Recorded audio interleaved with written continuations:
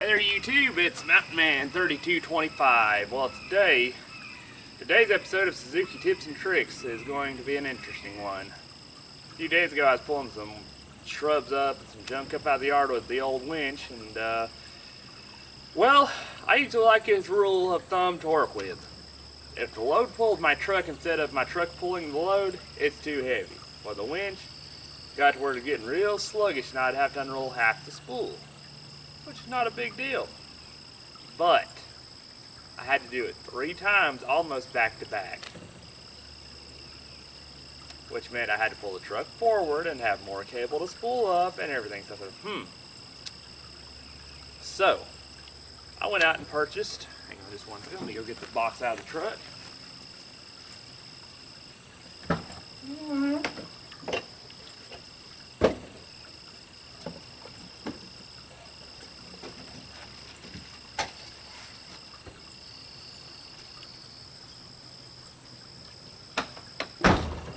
One second here, and I will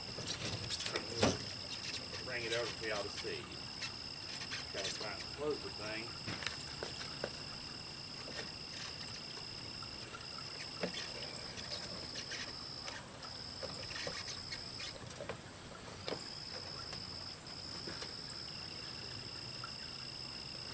Anyhow.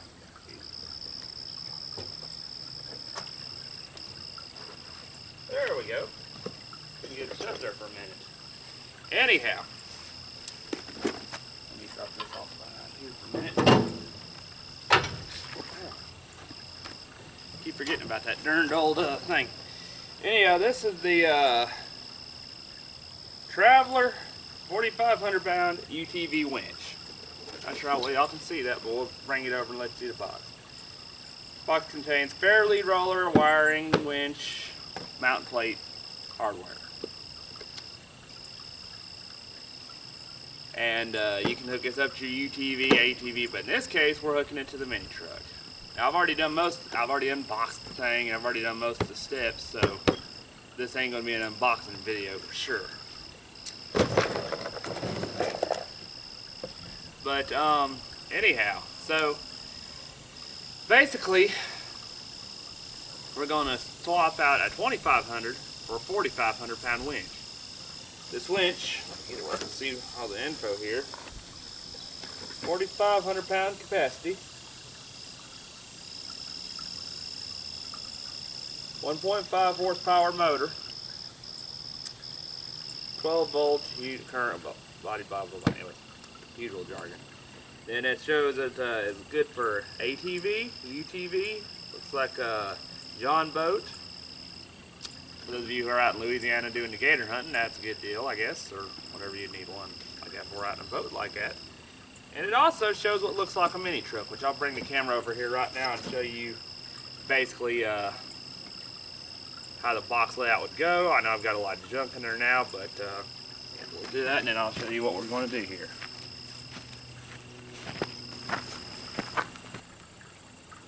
Okay, oh, good Lord, hang on just a second here. Anyways, there we go. I'll zoom out a little bit, let you see the box. There you go.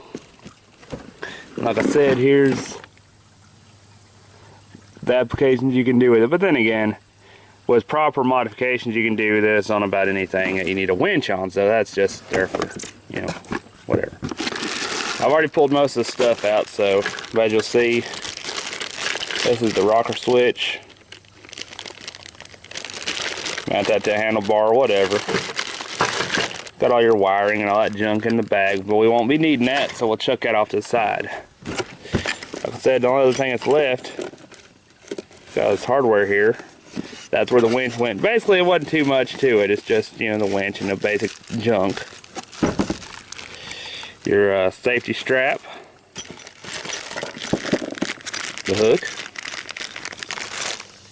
And of course I got some free floating hardware and the little booklet to come with it. So, that's pretty much the content of the box. But we'll go ahead and lay that off to the side there. And it also had a piece in the top that manual and the fair lead plate, which I'll show you that right now. Now I went ahead and unbolted the winch yesterday because that part, you know, is pretty much self-explanatory. And what I did was I took the wiring harness from the winch, the 2,500 pound, and wired it into the 4,500 pound here. Same way they had it on the other one. So I've just got to run a zip tie there to this, which will probably put it up right next to the thing, and run the zip tie next to the emblem here, because that emblem's pretty sharp. But as you hear, that clutch there seems to be built a little bit better, so we'll see. It's got a thicker cable on it. I do know that for sure. But anyhow, so that's basically the winch. Now we'll go ahead and set the camera back up and show you basically how the install would go. And I'll show you what we've done here. So give me just a second. I'll just try and do it right now like this, but anyways, what I did was I unbolted it. Like I said, the old mount plate fairly light junk's right there, so we just picked it up off. There's no wiring. All it is, you unbolt it, unhook the wire, and cut the zip tie, and you're done with that one. Pretty self-explanatory there. Now we had to modify the winch plate here. I'll show you here real quick. See, the original holes were here, there. Let's see, yeah, there, there, there, and there. This one's a little bit wider, so we had to run them out here and here, and there and there. So just a hair out. But we'll get the thing mounted up today. But anyhow, as you see, the welder's still doing great, and I may end up sawing this excess off here where I had the hitch. Because I mean, that was all well and good back when I did it, but it just, I don't know. It may stay, it may go. I don't know. And again, before I mount the thing up, I might just go ahead and paint this thing. I do not know. Again, I do not know. Probably wouldn't hurt, but I don't know. But anyhow, the new winch, basically what we'll do is we'll take this shiny new mount plate, put it in place, line the holes up, just like that. Set the winch in, fish the cable through, and there you go. That's pretty much it. And then of course wiring it up will still be the same old. Hook it into the plug back here, where the other one is, that plug right behind the light there. I'm not sure how well you can see. See if we can move it here so you can see it. Yeah, this plug right here. Just plug it into there and it's done. So with that, hope y'all enjoyed this episode of Suzuki Tips and Tricks. This is Mountain Man 3225 saying y'all keep on trucking, keep it safe out on the trails, and we'll catch you later. See you till the next video.